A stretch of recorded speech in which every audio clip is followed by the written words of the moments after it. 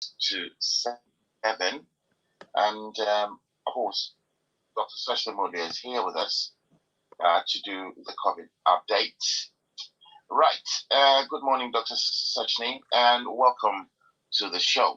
Good morning, Apoku, and hope you are well. How are you doing today? I'm very well, thank you. And Good. how are you? No, I'm fantastic, actually. Couldn't be better. Just obviously still keen to get on with the update, and also, just to have some more positive news that things will be getting better. And as Thomas Moore said, tomorrow will be a better day. So let's just hope and pray that, we can continue with his wise words. All right, brilliant. We're good. We pray that that's what's going to happen.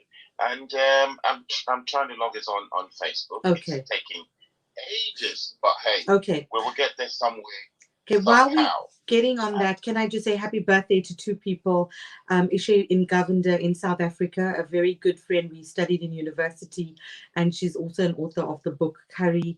And also another journalist, Nathan Craig. We were supposed to have him on the show. He's in Durban, South Africa, and he's for the Sunday Tribune. Just happy birthday for the both of them in South Africa. All right. Well, that's happy birthday to you guys. Hope you're listening to us now. They're hearing the dedication. All right, Dr. Seshni. First of all, you know the travel ban thing. Well, not travel ban. We're talking about hotels here.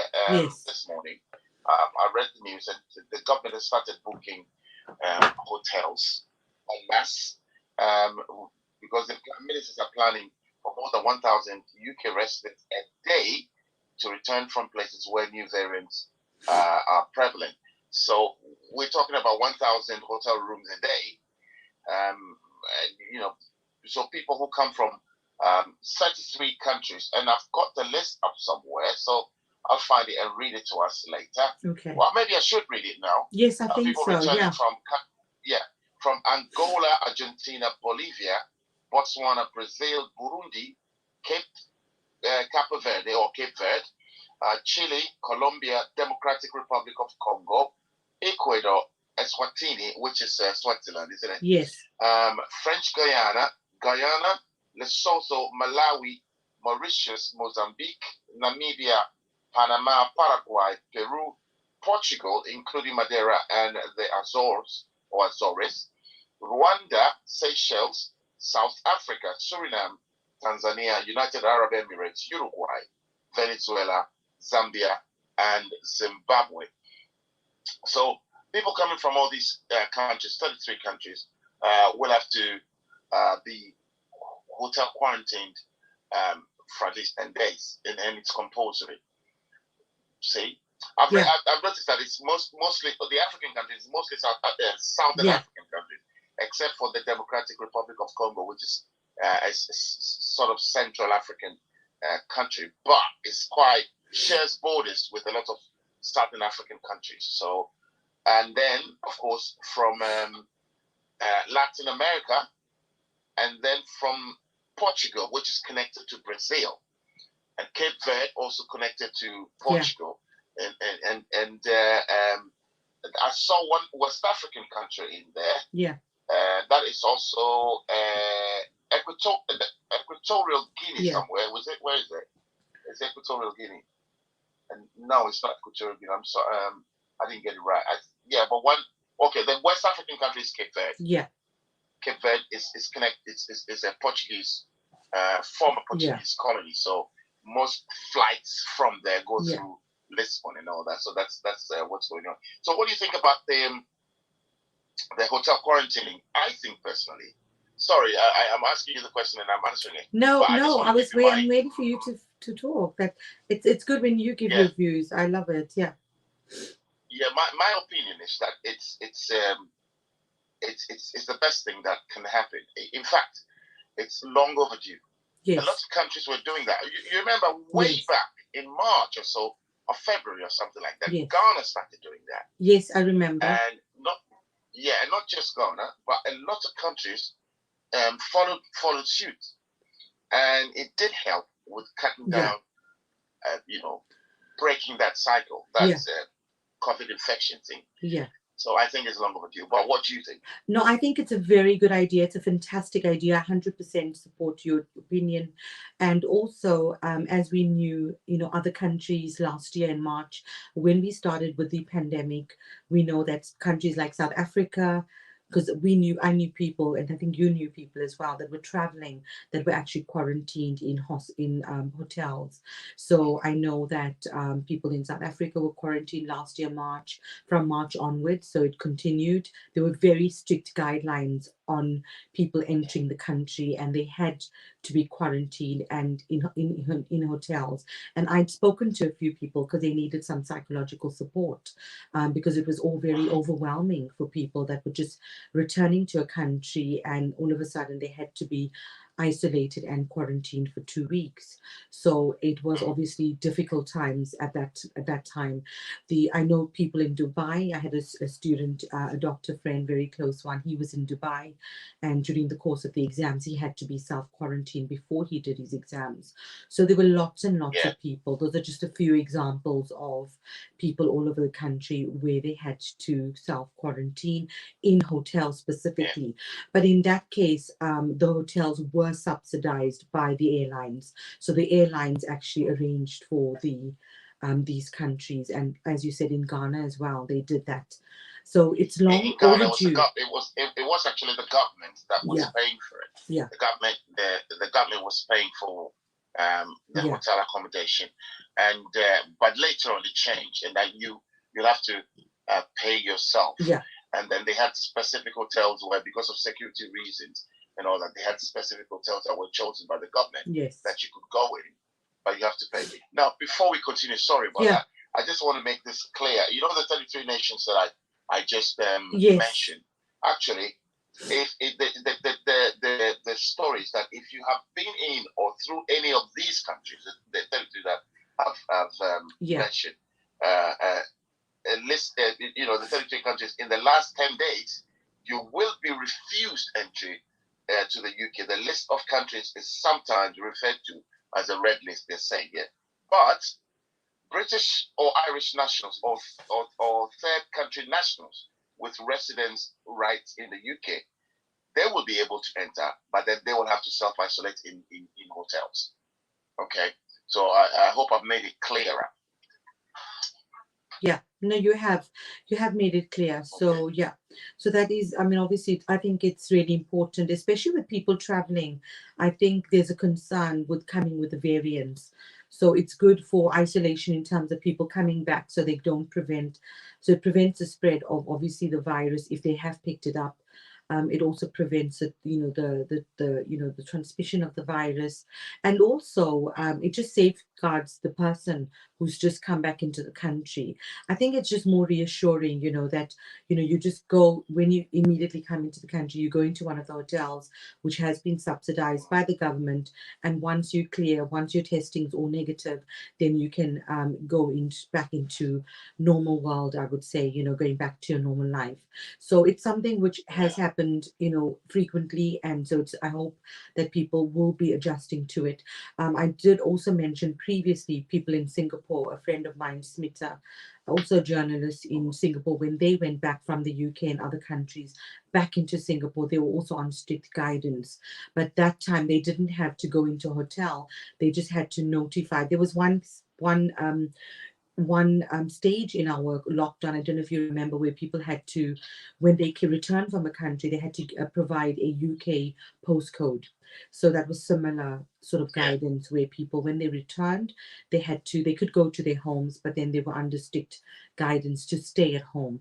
So obviously the staying at home and providing a postcode is not strict enough, and the government has felt that this urgent sort of guidance in terms of quarantining and isolating people for at least 2 weeks is necessary. So I think it's something we all need to agree and abide by. And all people traveling, as you've already outlined, from those countries, they would need to abide by these rules, which I think is brilliant. All right. Okay. Well, to be honest with you, I did try and check on the news to see if there's anything new really concerning the COVID situation and vaccines. And then I did not really find anything except for what I thought I knew already. Yeah. Apart from the hotel bookings thing. Yeah. So is there anything that you found out? Yes, so I agree with you. There's very much the same information in terms of the vaccine rollout, which is still going quite well. In terms of news, I did yesterday say that I wanted to talk about children because there was some concerns of the variants or the virus affecting children, also with symptoms. And there was news of a 7-year-old. So last night before I slept, I had a look at the news, obviously updating for the show. And there was a 7-year-old that died from coronavirus. I understand they don't say whereabouts she was in England, but there is news that she was 7 years old and she did have underlying conditions. But she's the youngest now that has died from coronavirus. So it's obviously where did she die from? What country is it? It's in the UK. It's in the UK, but they haven't given me a town. I haven't seen details of whereabout she is in England. All they've said is the youngest to die is a 7-year-old with coronavirus with underlying conditions. So it is obviously concerning. They haven't specified what underlying conditions, but obviously they've said that she's already had some underlying conditions. So so it's just like a concern that obviously children are getting infected with the coronavirus. The variants, whether it's due to the new variants that are obviously affecting children, we do need to be extra careful. So it's not, I think, it's just a message for parents and for young adults and children that they need to be careful, especially with the coronavirus, because even they do get it, there is chances that they can have the infection. They might not just be asymptomatic, which we always thought about. So it is just obviously I think it's not an alert, but obviously pediatricians and other doctors would be concerned, GPs, with young children getting infected. And obviously there's a concern as well of young children passing it on to the generation, the grandparents. As we've been saying from the outset, the government, Prof. Whitty and Matt Hancock and Boris Johnson has been urging the government, the younger generation, of not spreading the virus to older, vulnerable people like the grandparents. Right. Okay. We're still on children. We know that as a general rule or general a general rule, children go everywhere and anywhere. They don't wear masks because we are told that they're okay. They should be okay because but when we start seeing children aged 7 dying of coronavirus, obviously because she had underlying health issues. But then again, it sort of alerts us. Would you advise that children wear masks? In fact, there are masks that are made for kids, and I've seen a few children wearing masks, face masks. Would you advise that, personally, would you advise that children wear masks when they go out? Yes, most definitely. I think you're right.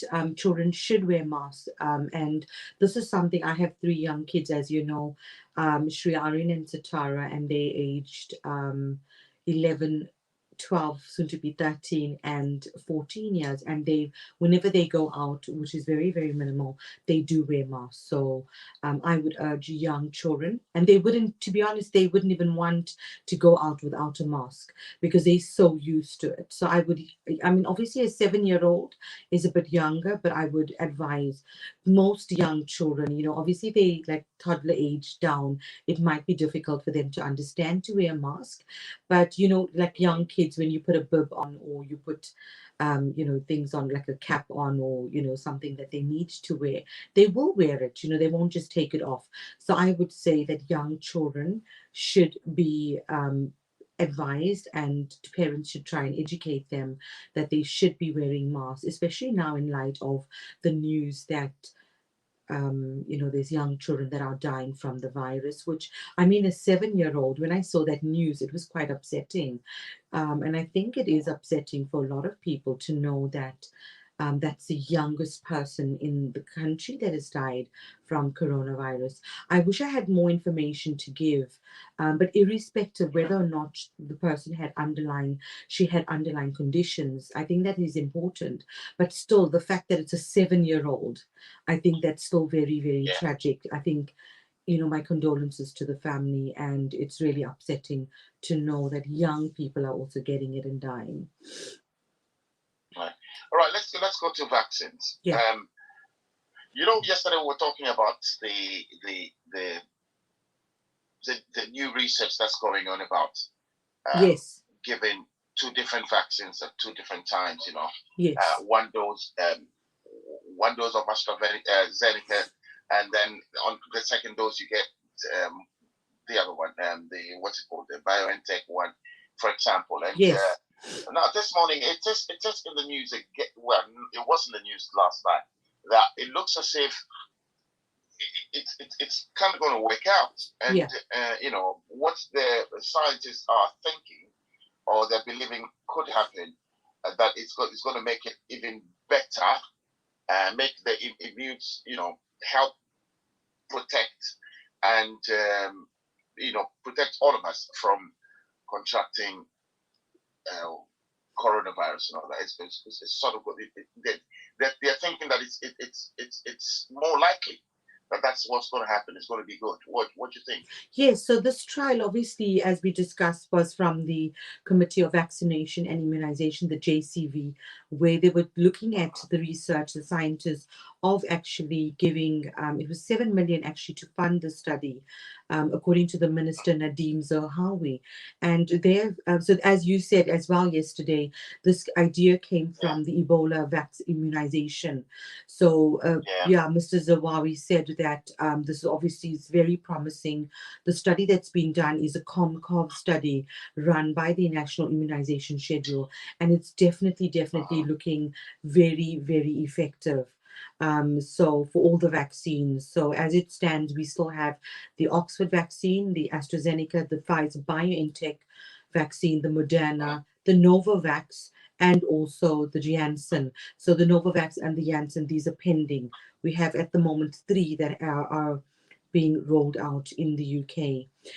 So yes, it's very promising, and as we said as well, it's very promising to reduce the spread of the virus. It's going to reduce the chances of a person getting the virus, as well as the variants. So what's going to happen, as we explained yesterday, and just to update, is that they're going to mix you getting the vaccine. So if someone got the BioNTech the first dose, you will get maybe the Oxford as a second dose, and vice versa. So they're going to be mixing it, and the evidence from the COMCOV study has found that it is more effective. Obviously, there's more studies that's going to go ahead in terms of the next 13 months, and that study will then provide more information on the impact of the vaccines on the new variants, as well as the second doses at 4 and 12 weeks. And that was also, there was a message, as I read yesterday, from Prof. Jonathan Van Dam, who is the England's Deputy Medical Officer, who said that this combination can lead to higher antibody levels, which obviously is good news. Right. Okay. Can I just say, before the figures, can I just say, I don't know what you wanted to say, but just to say that obviously there are some new news in terms of the vaccine. So teachers have been sent COVID jab booking link for NHS staff. So so teachers are being urged to get the vaccine. And we also, there is a study as well being done on the extent of the COVID vaccine side effects. So that's also a BBC News. So obviously they're saying that we know that 1 in 4 or 5 people will get the side effects. And there's a study from the King's College already that has some information. If I can just read it out quickly, and they said 37% of the people that received the vaccines had some local after effects, such as pain and swelling near the site of the injection within having the first dose. So, and when someone had the second dose, it rose to 45%. So it went from 37% to 45%, which is significant. And in terms of systemic symptoms, which we'll talk about, 14% had at least one of the whole body systemic symptoms, like fever, aches, chills, within 7 days of the first dose, rising to about 22% after the second dose. I see. That's good information. Yeah, really good information. It is really, yeah, so it's good. So I think what I've heard and what I've seen with a lot of people is a lot of people, now we've heard lots of people that have had the vaccine first and second. Most of them said it will be mild to moderate symptoms that you'll experience. A lot of them, it's just, as the study said, 37% and 45%, you just have that localized pain on the side of where you get the injection. And then a few of them have complained about the side effects within the first 24, 48 hours, where they've become tired, fatigue, chills, headaches, fever. So some of them have reported that. But I think most of them, within, like as the study said, 14% to 22%, most of them have recovered within the 7 days or 2 to 3 days. And I think the people that have had the vaccine have urged others to say, please have your vaccine. So yeah, just to say that, yeah. Right, that's fantastic. Let's do the numbers, and then I have something to tell you before you go. Okay. So let's do that. So I've got the numbers. I'm just going to refresh the page because anything can change within the time that we've just been speaking. So in terms of the Worldometer, the global numbers, on the 5th of February 2021, we have 105,436,036 positive cases globally around the world. In terms of the number of deaths, we've had 2,294,862. In terms of total, that's a deaths. In terms of total recovered is 77,131,243. In terms of total recovered. In terms of the top 5, we have USA with number 1, 27,273,890 positive cases with 466,098 deaths. 988, yeah. Sorry, oh yeah, sorry, I've got, my screen was not, so that's what I was trying. So it's 466,988 deaths, so still quite significant. India number 2 with 10,803,533 positive cases and 154,862 deaths. Brazil number 3 with 9,397,769 positive cases with 228,883 deaths. Russia, 3,917,918 positive cases. Number 4 in the world with 75,205 positive cases and deaths. UK number 5 with 3,892,459 positive cases with 110,250 deaths.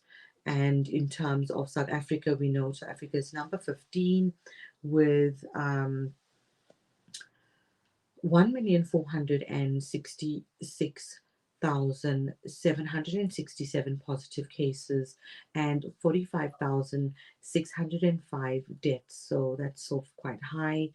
And in terms of Ghana, we have number 89 in the world with 69,225 positive cases and 440 deaths. So that's it. And then going to the 24-hour figures, which we have is we have 20,634 new cases in the last 24 hours in the UK and 915 deaths. Right. Okay. Yeah. So yeah, what today we still got some time here. So yes, I'm amazed. What I wanted to tell you. Sorry. I'm amazed. We're good on time today. Thank you. Yeah, well, it's probably because there's not much to cover today. Yeah. And what would you say that it's getting better in the United Kingdom? I would say, in terms of now looking at the deaths and obviously the 24-hour numbers, the cases, it's sort of reduced by 50%, 40 to 50%. And we've already seen over 10 million people getting the vaccine.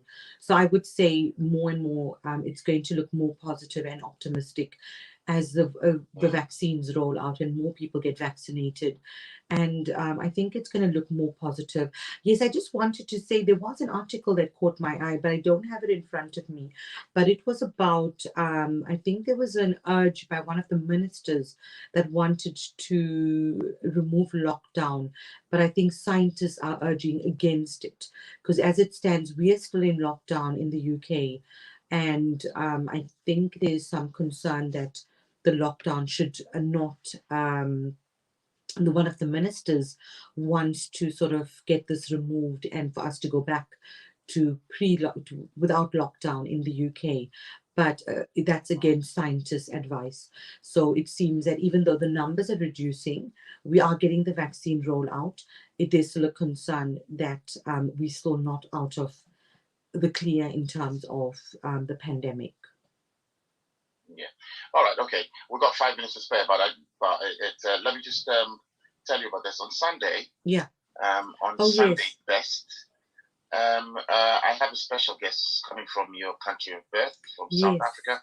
Well, he's British, but he's been living in South Africa for God knows so many years. I mean, he's probably more South African than Mandela. His name is Tim Tucker. He is an amazing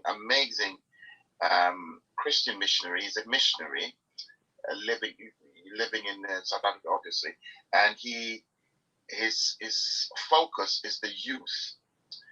And what he does is he teaches the youth.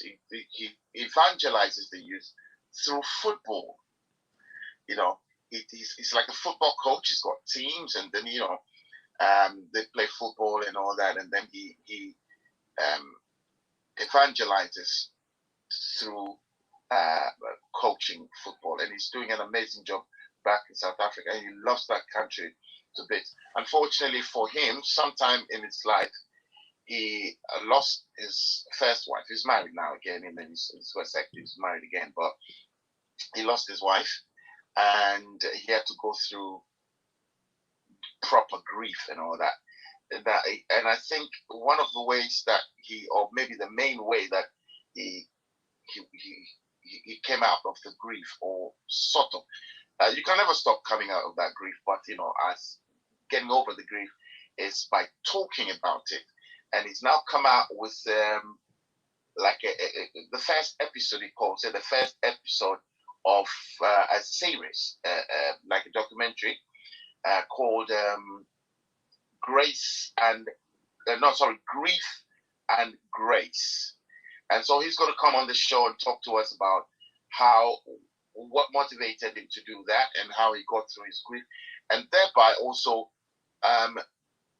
teaching us, or helping people who are going through grief to watch the movie, and then that is going to help them. I've got a promo of him here, and I'm going to play it right now. So let's see.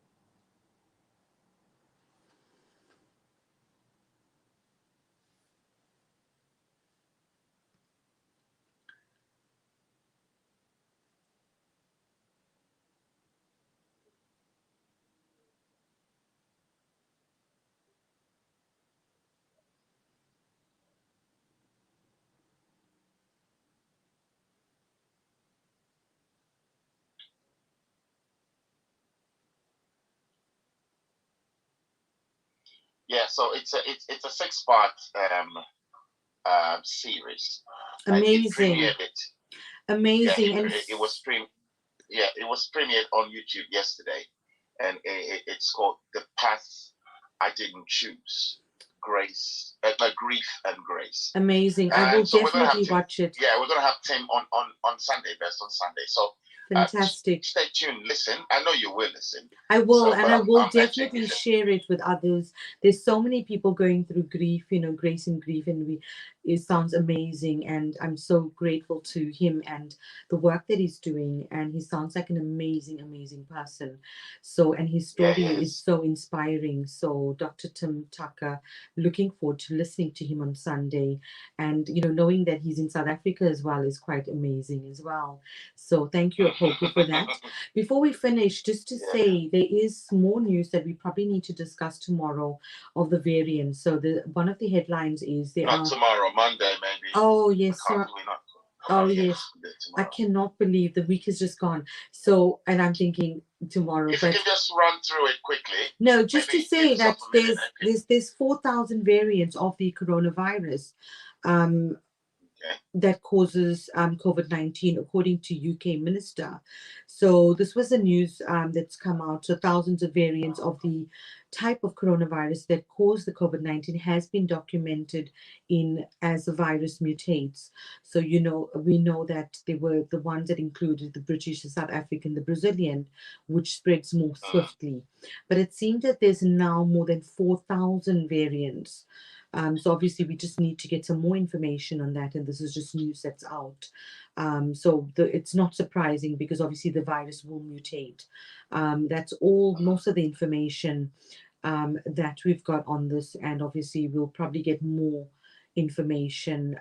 But it seems that the novel virus, known as by scientists as SARS-CoV-2, has killed 2.268 million people worldwide. However, it seems that now there is at least 4,000 variants. So that's still news to come. There isn't any more information other than just what I've told you. But we can probably discuss that on, as you said, next week. And I'll be looking forward to listening to your show. Thank you so much. Have a fantastic weekend. Thank God it's Friday. And yeah, we haven't heard from Jeff White in like a day, but he did send a message yesterday about the mixing of the vaccines. So that was also something he wanted to talk about. So stay tuned for more. I hear from that man almost every day, so don't worry. I know. Thank you. Let's spread the love and not the virus. Thank you very much, Dr. Seshni. Thank you, for and joining us. have And a we'll see you fantastic Monday. day. Have a fantastic weekend. Yeah. You as well. Thank you so much. Yeah. Thank you so much, everyone that joined the Hospital Radio Bedford. Do stay safe wherever you are. Ensure that you use a hand sanitizer, wear a mask or face covering, and that you maintain social distancing and isolate yourself if you've got any symptoms. Lots of love from my family to yours, and have a fantastic, amazing day and weekend. Lots of love, guys. Namaste.